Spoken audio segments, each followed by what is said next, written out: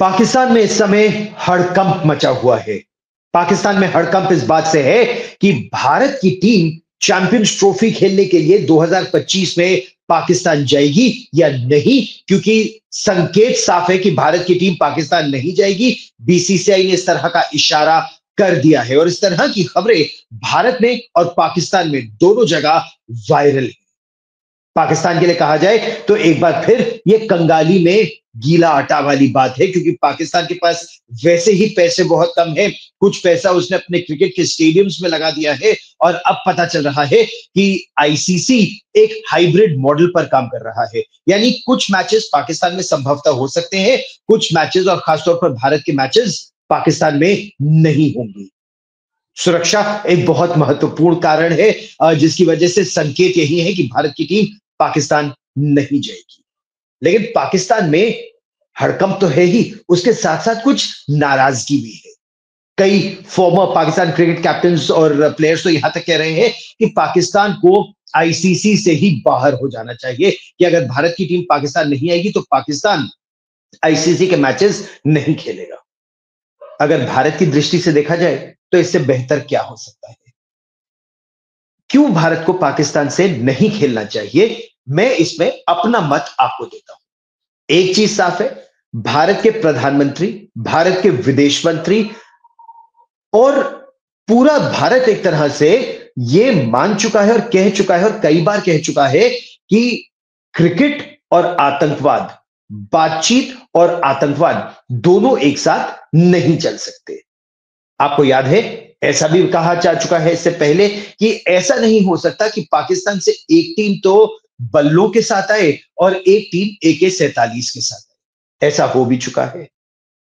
26/11 की घटना कौन भूल सकता है? लेकिन बात केवल 26/11 की नहीं है। मैं आपको विस्तार से क्रिकेट, स्पोर्ट्स और डिप्लोमेसी में स्पोर्ट्स की भूमिका क्या रहती है यह समझाने का प्रयास कर रहा हूं, या आपके साथ साझा करने का प्रयास कर रहा हूं, क्योंकि ये तो आप और मैं सभी मानते हैं कि ऐसा नहीं है कि पाकिस्तान भारत आए, क्रिकेट खेले, पैसा कमाए या अंतरराष्ट्रीय स्तर पर पैसा कमाए, वो क्रिकेटर पाकिस्तान वापस जाए, भारत को बुरा भला करे, हमारे धर्म को, हमारे देश को, जम्मू और कश्मीर के बारे में अनर्गल बातें करे और फिर भी हम उनके साथ खेलते रहे।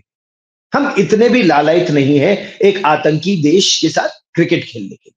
लेकिन चलिए मैं आपको इतिहास में लिए चलता हूं। भारत और पाकिस्तान का इतिहास अगर आप देखें तो क्रिकेट डिप्लोमेसी का हिस्सा हमेशा से रहा है। और भारत और पाकिस्तान ही क्यों, अगर आप ओलंपिक खेलों का भी इतिहास देखें तो 776 ईसा पूर्व से स्पोर्ट्स को डिप्लोमेसी का एक हिस्सा माना गया है कि दो देशों के बीच तनाव कम करने के लिए आप स्पोर्ट्स खेलें, प्रतिस्पर्धा हो आप में, लेकिन दोनों देशों के बीच जो मंशा हो ना, वो भी रिश्तों को सुधारने की हो।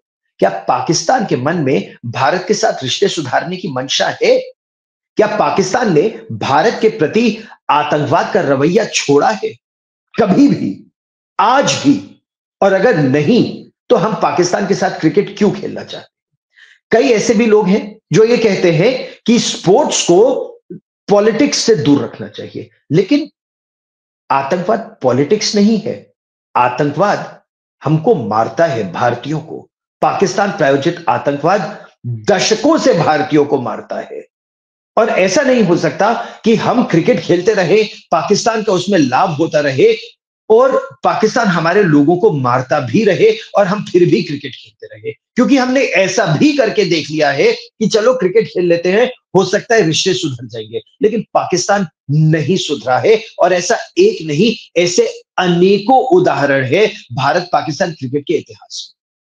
1947 में भारत को स्वतंत्रता मिली, अंग्रेजों के दबाव में पाकिस्तान एक धर्म के नाम पर उसने एक अलग देश बना दिया। क्रिकेट सीरीज जब शुरू हुई दोनों देशों के बीच में, तो आपको मालूम है 1978 में जो सीरीज हुई थी उसमें पाकिस्तान चीटिंग करके जीता और इसके कई उदाहरण हैं। अंपायरिंग फॉल्टी थी, उस फॉल्टी अंपायरिंग की वजह से पाकिस्तान जीत गया 78 वाली सीरीज। पाकिस्तान के उस समय के कैप्टन मोहम्मद मुश्ताक ने कहा यह दुनिया भर के मुसलमानों की, दुनिया भर के हिंदुओं पर जीत। तो यह मानसिकता है पाकिस्तान की केवल एक क्रिकेट कैप्टन की मानसिकता नहीं है। आप इतिहास उठा के देखिए कि इमरान खान जो इस समय सड़ रहे हैं पाकिस्तान में, पूर्व प्रधानमंत्री, उनका यह कहना था कि जब वो भारत के खिलाफ खेलते हैं तो उनको लगता है वो जिहाद कर। तो क्या ये स्पर्धा और स्पोर्ट्स की फीलिंग से खेला जा रहा है? भारत पाकिस्तान के और उदाहरण मैं आपको दूंगा, लेकिन जो आप कहें कि चलिए भारत और पाकिस्तान के बीच है, आपको मालूम है ओलंपिक खेलों की भी अगर बात करें तो 1980 में मॉस्को में जो ओलंपिक खेल हुए थे, पूरा का पूरा वेस्टर्न ब्लॉक ओलंपिक खेल खेलने नहीं गया था सोवियत संघ में, क्योंकि उस समय उनके बीच तनाव था। और उसी के उत्तर में 1984 में जो लॉस एंजलिस में ओलंपिक खेल हुए थे, उसमें पूरा का पूरा सोवियत ब्लॉक नहीं गया। तो 60 देश लगभग 1980 मॉस्को ओलंपिक्स में खेलने नहीं गए। स्पोर्ट्स इंटरनेशनल डिप्लोमेसी का, देश का एक भाग होता है। स्पोर्ट्स अलग नहीं हो सकता, स्पोर्ट्स इतर नहीं हो सकता। आपको मालूम है जब तक दक्षिण अफ्रीका में रंगभेद की नीति थी, अपार्थाइड की नीति थी, तो पूरी दुनिया ने नहीं खेला स्पोर्ट्स साउथ अफ्रीका के साथ। तो अगर साउथ अफ्रीका के साथ अपार्थाइड की नीति की वजह से दुनिया क्रिकेट नहीं खेलता था या स्पोर्ट्स नहीं खेलता था, तो क्या आतंकवाद रंगभेद से कम बुरा है? वो आतंकवाद जिसमें सैकड़ों लोग भारत ने गंवाए हैं। और क्या पाकिस्तान ने कोई कार्रवाई की है आतंकवाद के खिलाफ? भारत ने जो आतंकवाद पाकिस्तान फैला रहा है, कोई कार्रवाई की हो? आप उदाहरण देखिए, पाकिस्तान भारत से हर युद्ध हारा है। 47-48 का हारा, जम्मू कश्मीर का एक हिस्सा गैर कानूनी तरीके से पाकिस्तान ने अपने कब्जे में किए हुए हैं। उसके बाद 65 की जंग हारा, 71 की जंग हारा। उसके बावजूद हमने जब क्रिकेट खेला पाकिस्तान के साथ, तो 78 सीरीज का मैंने आपको जिक्र किया कि अगर पाकिस्तान वो सीरीज जीता तो उनके कैप्टन ने कहा ये मुसलमानों की जीत है हिंदुओं पर। ये उनकी मानसिकता है। फिर आप 80 के दशक में आइए, भारत पाकिस्तान के बीच जब तनाव ज्यादा बढ़ा और क्रिकेट चलता रहा, तो एक बार ऑपरेशन ब्रास टैक्स के बाद तो पाकिस्तान को ऐसा लगा कि भारत हमला कर देगा उन पर। तो उसके बाद जियाउल हक भारत आए और उसको क्रिकेट डिप्लोमेसी कहा गया। और उस क्रिकेट डिप्लोमेसी के बाद क्या रिश्ते सुधरे? क्या पाकिस्तान ने आतंक का रास्ता छोड़ा? वही जियाउल हक वापस गए पाकिस्तान में और उनको पता चल गया कि वो युद्ध के से तो नहीं जीत सकते भारत से, तो उन्होंने आतंकवाद फैलाना शुरू कर दिया भारत में। 90 के दशक में जम्मू और कश्मीर में कितने बेगुनाह लोगों को हम लोगों ने खोया। और 90 में ही उसी पाकिस्तान प्रायोजित आतंकवाद के तहत लाखों कश्मीरी हिंदू विस्थापित हो गए अपने घरों से, कि अभी भी वापस नहीं लौट पाए हैं। हजारों की संख्या में हथियार भेजे पाकिस्तान ने, हजारों की संख्या में आतंकवादी भेजे। और ये तो केवल शुरुआत थी। क्या भारत ने क्रिकेट खेलना बंद किया? मैं आपको 1999 की ही बात बताता हूं। और 1999 की बात इसलिए मैं आपको बता रहा हूं क्योंकि भारत ने तो हर तरफ से प्रयास किया कि पाकिस्तान के साथ संबंध हमारे सुधर गए। तो 1999 के आरंभ में भारत की टीम और पाकिस्तान की टीम ने क्रिकेट खेला। पाकिस्तान की टीम बल्लों के साथ भारत आई। 99 में वो बहुत लाहौर डिप्लोमेसी और लाहौर बस डिप्लोमेसी का जिक्र किया गया। लेकिन क्या पाकिस्तान के साथ संबंध सुधरे? पाकिस्तान की बगल में छुरी का एक उदाहरण और, कि इधर उस समय के प्रधानमंत्री अटल बिहारी वाजपेयी तो संबंध सुधारने के लिए पाकिस्तान जा रहे थे और वहां से पाकिस्तान की सेना कारगिल की ऊंचाइयों पर घुसपैठ कर रही थी। हम क्रिकेट खेले और वो हमारे देश पर गैर कानूनी तरीके से कब्जा करने की कोशिश करे। हमारे 550 वीरों ने अपने प्राणों का सर्वोच्च बलिदान दिया और फिर पाकिस्तान की सेना को पीछे खदेड़ा। लेकिन क्या पाकिस्तान क्रिकेट के साथ संबंध सुधारना चाहता है भारत से? वो क्रिकेट खेलना चाहता है, पैसे कमाना चाहता है, क्योंकि जानता है भारत अमीर देश है और भारत निरंतर अमीर हो रहा है और पाकिस्तान निरंतर कंगाल हो रहा है। लेकिन वो आतंक का रास्ता नहीं छोड़ रहा है। उसके बाद भी कारगिल की लड़ाई में मुंह की खाने के बाद IC-814 हमारे विमान को हाईजैक किया गया। अब भारत ने कमजोरी का के समय, उस समय आपने जैश ए मोहम्मद के सरगना, जो बाद में जिसने जैश ए मोहम्मद आतंकी संगठन बनाया, मसूद अजहर को छोड़ दिया।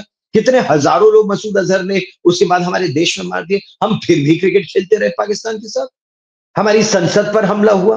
हमारी संसद पर हमला होने के बावजूद हमने पाकिस्तान के साथ क्रिकेट खेला।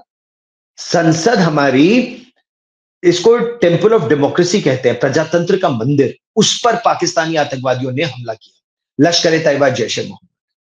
और मैं 1993 के मुंबई बम धमाकों का जिक्र करना तो भूल ही गया। 1993 में दाऊद इब्राहिम, उसने अपने गुर्गों को पाकिस्तान ही भेजा था बम बनाना सीखने के लिए। और ये सब कोई सोर्स बेस्ड इंफॉर्मेशन नहीं है, ये कोर्ट डॉक्यूमेंट्स में, कोर्ट जजमेंट्स में आ चुका है कि कैसे दाऊद इब्राहिम और टाइगर मेमन ने मुंबई से पहले दुबई भेजा और दुबई से वो लोग पाकिस्तान गए, वहां से फिर दुबई गए और भारत आए, और फिर उन्होंने और पाकिस्तान से किस तरह से विस्फोटक और आरडीएक्स और AK-47 सीरीज के हथियार भारत में आए, ग्रेनेड्स भारत में आए, और उनकी तो कोशिश ये थी कि भारत में लोगों को मारते रहे। 257 लोग मारे गए थे 1993 मुंबई बम धमाकों में, 700 से ज्यादा लोग घायल हुए थे। क्या पाकिस्तान ने दोषियों के खिलाफ कार्रवाई की? दाऊद इब्राहिम टाइगर मेमन आज भी पाकिस्तान में रहते हैं, कराची में, दुनिया को मालूम है। वो क्रिकेट भी खेलना चाहते हैं और आतंक भी फैलाना चाहते हैं। 99 का मैंने आपको उदाहरण दिया। 2004 में तत्कालीन पाकिस्तानी मिलिट्री डिक्टेटर और राष्ट्रपति परवेज मुशर्रफ ने कहा भारत के साथ संबंध सुधारेंगे और हम अपनी जमीन का इस्तेमाल नहीं होने देंगे भारत के खिलाफ आतंक में। तो एक बार फिर क्रिकेट डिप्लोमेसी शुरू कर दी गई, भारत की टीम पाकिस्तान भी गई, पाकिस्तान की टीम भारत भी आई, सीरीज ऑफ मैचेस खेले गए, लेकिन क्या आतंक रुका? कौन भूल सकता है 200 लोग मारे गए थे मुंबई ट्रेन सीरियल धमाकों में। तो पाकिस्तान की एक टीम क्रिकेट खेलने आती है, दूसरी टीम विस्फोटक और AK-47 सीरीज की राइफलें लेकर आती है। क्या पाकिस्तान ने अपना रवैया बदला? भारत का ही रवैया लगातार ढुलमुल लचर रहा है।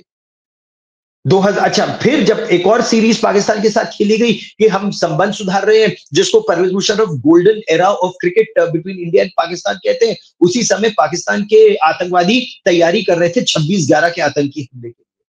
10 पाकिस्तानी लश्कर ए तैयबा के आतंकवादियों ने समुद्र के रास्ते नवंबर 26/11/2008 को उन्होंने भारत पर अटैक किया, और उस समय वो क्रिकेट सीरीज खेलकर ही गए थे। और क्रिकेट सीरीज में आपको पूरी लिस्ट बताता हूं। आप पिंग पोंग डिप्लोमेसी और ओलंपिक खेलों की बात करें, लेकिन मैं आपको ये बताना चाहता हूं 1947 से 1965 केवल 3 टेस्ट सीरीज हुई। 1965 और 71 की जंग की वजह से सीरीज नहीं हुई। 1978 में जब रिजर्वेशन हुआ तो मुश्ताक मोहम्मद ने क्या कहा ये मैंने आपको बता दिया। 2004 में वाजपेयी गए, सार्क सीरीज, सार्क डिप्लोमेसी के तहत क्रिकेट शुरू कर दिया। 2005 में क्रिकेट सीरीज हुई, 2005 और 7 में सीरीज हुई, लेकिन तब वो 26/11 की तैयारी कर रहे थे। फिर 26/11 के हमले के बाद क्रिकेट एक बार फिर बंद हुआ। मनमोहन सिंह जब प्रधानमंत्री थे तो एक बार फिर शुरू हो गया। दिसंबर 2012 में क्रिकेट खेला गया। वर्ल्ड कप का सेमीफाइनल मैच 2011 में हुआ। लेकिन क्या पाकिस्तान ने आतंक फैलाना छोड़ा? नहीं छोड़ा। आतंक को फिर भी, अच्छा, मुंबई को बार बार निशाना बना पाकिस्तान। क्यों? क्योंकि वो भारत की आर्थिक राजधानी है। वानखेड़े स्टेडियम में क्रिकेट भी खेलना चाहता है और मुंबई को बार बार निशाना भी बनाना चाहता है। 2005 के ट्रेन धमाके, 2006 के आप देख लीजिए सीरियल धमाके, 200 लोग उसमें मारे गए थे। 26/11 में 166 लोग मारे गए थे पाकिस्तानी टेरर अटैक में। जावेरी बाजार में अटैक किया गया, जर्मन बेकरी पुणे में अटैक किया गया। तो पाकिस्तान ने क्रिकेट भी खेला और पैसे भी कमाए और आतंक भी फैलाया। 2015 में भी जब इंडिया पाकिस्तान का क्लैश हुआ, लेकिन क्या उसके बाद भी इंडिया पाकिस्तान का जब क्रिकेट का मैच हुआ, क्या उसके बाद आतंक का रास्ता छोड़ा पाकिस्तान ने? कभी पठानकोट पर हमला किया, कभी उड़ी पर हमला किया। वो तो उड़ी के बाद जब भारत ने सर्जिकल स्ट्राइक की और एक तरह से साफ तौर पर यह इशारा कर दिया कि अब बस बहुत हुआ। पाकिस्तान क्या रुका? कभी नगरोटा में हमारे मिलिट्री स्टेशन पर अटैक हो रहा है, कभी उधमपुर में, कभी उससे पहले सांबा में, और ये आतंकवाद 2019 में जब एक बार पाकिस्तान ने पुलवामा में सीआरपीएफ की बस को निशाना बनाया, तब भारत ने कहा इनफ इज इनफ। और उसके बाद प्रधानमंत्री नरेंद्र मोदी ने निर्णय किया कि बालाकोट में भारतीय वायुसेना ने युद्ध डिक्लेयर हुए बिना 12 लड़ाकू विमान मिराज 2000 फाइटर जेट्स, वास्तविक नियंत्रण रेखा तो एलएसी होती है, नियंत्रण रेखा के उस पार, एलओसी के उस पार, एलओसी पार की और इंटरनेशनल बॉर्डर के उस पार, कहां पर? बालाकोट, खैबर पख्तूनख्वा प्रांत में, वहां जाकर बमबारी की। उसके बाद अगले दिन जब पाकिस्तान ने पलटवार किया तो उसकी हिम्मत नहीं हुई कि वो उसके लड़ाकू विमान भारत की सीमा के अंदर घुस सके। अपनी ही तरफ से उन्होंने फिर काउंटर ऑफेंसिव किया। वहां भी एक बार फिर अब ग्रुप कैप्टन अभिनंदन पाकिस्तान की सीमा के अंदर घुसे और उन्होंने F-16 को गिरा दिया। पाकिस्तान की और नाक कटी। दुनिया के इतिहास में पहली बार हुआ कि एक 70s के जमाने का MiG-21 का इस्तेमाल हुआ एक F-16 को गिराने के लिए। लेकिन पाकिस्तान ने आतंक का रास्ता फिर भी नहीं छोड़ा। लेकिन एक चीज हुई, उसके बाद जम्मू और कश्मीर के बाहर देश भर में जिस तरह से कभी मुंबई को, कभी अहमदाबाद को, कभी जयपुर को, कभी Indian institute of science Bangalore को, कभी अक्षरधाम मंदिर को, तो कभी संकट मोचन मंदिर को, कभी अयोध्या मंदिर को, कभी रघुनाथ मंदिर को, जिस तरह से पाकिस्तान प्रायोजित आतंकवाद देश भर में फैल रहा था, वो बालाकोट के पास के बाद रुक गया। क्योंकि पाकिस्तान को एक बात तो समझ आ गई कि अब अगर उसने आतंक फैलाया तो उसकी खैर नहीं। अगर भारत लड़ाकू विमान, दोनों परमाणु हथियार संपन्न देश है, उसके बावजूद अगर भारत लड़ाकू विमान भेज सकता है तो भारत कुछ भी कर सकता है। और ये वो भारत है जो अब पाकिस्तान के साथ बायलैटरल क्रिकेट तो नहीं ही खेल रहा है, लेकिन बायलैटरल क्रिकेट के अलावा मल्टीलैटरल सीरीज भी अगर है तो वो पाकिस्तान में नहीं होगी। पाकिस्तान को कोई इसका लाभ नहीं मिलना चाहिए, ये तो तय है। और अगर पाकिस्तान को लगता है कि वो आईसीसी छोड़ देगा तो पाकिस्तान को मुबारक हो आईसीसी छोड़ना। उसके बाद पाकिस्तान की टीम किसके साथ खेलेगी अगर आईसीसी को छोड़ देगी?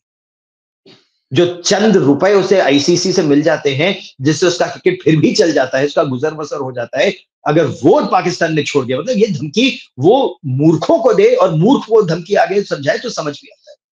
उसके बाद क्या करेगा पाकिस्तान? पाकिस्तान का प्लेइंग 11 विद लश्कर तैयबा का प्लेइंग 11, विद जैश ए मोहम्मद का प्लेइंग 11, या विद तहरीक तालिबान पाकिस्तान का प्लेइंग 11, किसके साथ खेलेगा पाकिस्तान उसके बाद? एक चीज और ये बहुत ध्यान से आपको समझने की आवश्यकता है। मैंने 1993 के बम धमाकों का जिक्र किया। दाऊद इब्राहिम आज भी पाकिस्तान में है, पाकिस्तान ने कोई कार्रवाई नहीं की उसके बाद। भारत में प्रजातंत्र के मंदिर, पार्लियामेंट पर जब हमला हुआ, उसमें लश्कर ए तैयबा और जैश ए मोहम्मद इन्वॉल्व थे। कोई कार्रवाई नहीं की पाकिस्तान ने, ना लश्कर ए तैयबा के हाफिज सईद के खिलाफ, ना जैश ए मोहम्मद के मौलाना मसूद अजहर के खिलाफ। उसके बाद भारत पर कभी रघुनाथ मंदिर पर जब हमला हुआ, या अक्षरधाम मंदिर पर हमला हुआ, या संकट मोचन मंदिर पर हमला हुआ, जब अयोध्या में हमला करने की साजिश रची पाकिस्तानी आतंकवादियों ने, क्या पाकिस्तान ने किसी टेरर अटैक में किसी दोषी के खिलाफ कार्रवाई की? 26/11 के दोषियों के खिलाफ पाकिस्तान ने कार्रवाई की, जबकि उसमें इन्वेस्टिगेशन तो पाकिस्तान की अपनी फेडरल इन्वेस्टिगेशन एजेंसी ने जांच की थी और पाया हां वो 10 आतंकवादी पाकिस्तानी थे, उनकी ट्रेनिंग थत्ता सिंध में हुई थी, लश्कर ए तैयबा के थे, हाफिज सईद से मिले थे, कराची में वो कंट्रोल रूम था। ये बात पाकिस्तान ने अपनी जांच में पाई। ये बात अबू जुंदाल कह चुका है, ये बात डेविड कोलमैन हेडली मान चुका है। और न केवल पाकिस्तान में ये बात हो चुकी है, बल्कि अमेरिका में शिकागो के एफबीआई कोर्ट में ये सारी बातें निकल कर आई हैं। मैं शिकागो में मौजूद था जब एफबीआई कोर्ट में ये सारी बातें डेविड कोलमैन हेडली ने मानी और एफबीआई की जांच में सारी बातें निकल कर, और उसके बावजूद पाकिस्तान ने हाफिज सईद के खिलाफ कोई कार्रवाई नहीं की है 26/11 के आतंकी हमलों में। तो क्यों खेले भाई हम क्रिकेट पाकिस्तान के साथ? पाकिस्तान कह रहा है हमने गुडविल जेस्चर दिखाया, हम इंडिया गए क्रिकेट खेलने। ये गुडविल जेस्चर नहीं है। गुडविल जेस्चर होता अगर पाकिस्तान हाफिज सईद के खिलाफ कार्रवाई करता, अगर पाकिस्तान मसूद अजहर के खिलाफ कार्रवाई करता। गुडविल जेस्चर होता अगर पाकिस्तान दाऊद इब्राहिम को भारत के हवाले करता, जिसमें 257 लोग भारत में मारे गए थे दाऊद इब्राहिम की कार्रवाई की वजह से। टाइगर मेमन पाकिस्तान में पनप रहा है, अगर उसको भारत के हवाले करो, वो होता है गुडविल जेस्चर। कहते हैं स्पोर्ट्स से दोनों देशों के बीच संबंध सुधरते हैं। जब पाकिस्तान का क्रिकेट कैप्टन या पूर्व क्रिकेट कैप्टन जब वो देखे कि उसकी बेटी भारत की टीवी सीरियल देखती है और उसके बाद वो आरती की थाल सजाकर उसकी नकल करती है, आरती की थाल सजाकर, और वो टीवी तोड़ दे, तो क्या उसके मन में भारत के प्रति अच्छी भावना है? और अगर उसमें भारत के प्रति दुर्भावना है तो क्यों हम खेलें उनके साथ क्रिकेट? और ये केवल एक खिलाड़ी नहीं है। पाकिस्तान के पूर्व क्रिकेट कैप्टन इंजमामुल हक हो या कई और हो, वो ये मान चुके हैं कि उनकी कोशिश ये रहती थी कि वो भारत के क्रिकेट खिलाड़ियों का धर्म परिवर्तन करके उन्हें मुसलमान बना दे। तो भारत तो क्रिकेट खेलने जाए, भारत तो गुडविल दिखाए, और वो भारत के क्रिकेट खिलाड़ियों का धर्मांतरण कराने की साजिश रचे। वो भारत के प्रति अनर्गल बातें करे, वो जम्मू और कश्मीर के मुद्दे पर ये बोले कि हम जिहाद लड़ने को तैयार हैं, आतंकवाद को फ्रीडम फाइटर माने, तो हम क्यों खेलें ऐसे देश के साथ क्रिकेट? क्योंकि देश भर के लोग क्रिकेट खेले, वाह वाह ताली बजाए, खुश हो, और जब भारत पाकिस्तान का क्रिकेट मैच हो तो उनकी सेना नियंत्रण रेखा पर गोलियां चलाए और उनके आतंकवादियों को इन्फिल्ट्रेट कराए और हमारे देश के वीर सिपाही उसमें शहीद हो जाए। तो क्या भारत के लिए जीने और मरने की जिम्मेदारी के सिर्फ सेना की है, बाकी सब तमाशा देखेंगे? मेरे को तो इस बात को लेकर कई बार मेरे मन में प्रश्न उठता है कि कैसे हमारे देश में लोग वकालत कर सकते हैं कि पाकिस्तान के साथ हमें क्रिकेट खेलना चाहिए और उस बात की वकालत नहीं करते कि पाकिस्तान को 26/11 के आरोपियों के खिलाफ कानूनी कार्रवाई करनी चाहिए, भारत ने जो सबूत दिए हैं उसके आधार पर कानूनी कार्रवाई करनी चाहिए और उनको फांसी पर लटकाना चाहिए। हाफिज सईद कभी 166 लोगों को मार दे मुंबई में, कभी हमारी संसद पर हमला करवाए, कभी जम्मू कश्मीर असेंबली पर हमला करवाए, कभी श्रीनगर के बदामी बाग कैंटोनमेंट पर आत्मघाती हमला कराए, कभी दिल्ली के मार्केट्स में अटैक्स करवाए, और हम क्रिकेट खेलते रहे।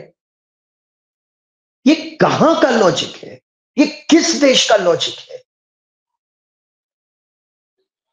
क्या हम ये माने कि अपार्थाइड के लिए दुनिया ने जब साउथ अफ्रीका के साथ क्रिकेट नहीं खेला और साउथ अफ्रीका को अपनी रंगभेद की नीति बदलने के लिए मजबूर किया, हम लोगों में उतनी शक्ति नहीं है कि हम पाकिस्तान को मजबूर करें कि वो आतंक का रास्ता छोड़ दे? हम हर बार झुके हैं एक देश के रूप में अच्छे संबंधों के लिए कि पाकिस्तान के साथ संबंध सुधारते हैं, क्रिकेट खेलते हैं, संबंध सुधरेंगे, लेकिन कभी तो अपनी गलती से सीखे। 1978 में क्रिकेट मैच में वो बोले मुसलमानों की जीत है हिंदुओं पर। उसके बाद वो बोले कि ये जब हम भारत के साथ क्रिकेट खेलते तो ये हमारे लिए जिहाद है कश्मीर के लिए, और हम फिर भी क्रिकेट खेलते रहे। कितना नोबेल प्राइज की इच्छा रखते थे हमारे देश के नेता, और क्या फायदा ऐसे नोबेल प्राइज का अगर मिल भी जाए आपको जो हमारे भारतीयों के रक्त से सना हो, कि वो हमारे लोगों को मारते रहे और हम उनके साथ क्रिकेट खेलते रहे, या उनके सिनेमा को, और अगर कल्चर की बात है तो दिखाओ ना वो कल्चर, दिखाओ ना कि तुम भी हमारे साथ दोस्ती चाहते हो और तुमने आतंकवादियों के खिलाफ कार्रवाई की है। हाफिज सईद को 26/11 के लिए दोषी पाया है, लेकिन नहीं, वहां तो उनको वो फ्रीडम फाइटर मानते हैं। हाफिज साहब तो खैर बोलने वाले हमारे देश में भी हैं। और यही सबसे बड़ा दुर्भाग्य है कि आतंक के खिलाफ वो निर्णायक लड़ाई तभी होगी और भारत तभी जीतेगा पूरी तरह से जब पूरा देश एकजुट और एक मत होगा। जब हम बोलते रहेंगे नहीं नहीं हमें खेलना चाहिए और ये अंकुश सिर्फ क्रिकेट पर, क्यों, मैं पूरी तरह से मानता हूं कि अंकुश केवल क्रिकेट पर नहीं होना चाहिए। हमें पाकिस्तान के साथ कोई खेल नहीं खेलना चाहिए जब तक पाकिस्तान आतंक का खूनी खेल खेलता है, और फिर निर्णय पाकिस्तान को करने दीजिए, आपको आतंक का वो खूनी खेल खेलना है या आपको सभ्य लोगों की तरह सभ्य दुनिया में रहना है। क्योंकि पाकिस्तान के पढ़े लिखे डिप्लोमैट्स वो आतंक को जस्टिफाई करते हैं। और आप ये सोचिए कि दिल्ली में कितने बड़े वो जो जिनको कहा जाता है कि दिल्ली का जो भद्र लोगों का समाज है,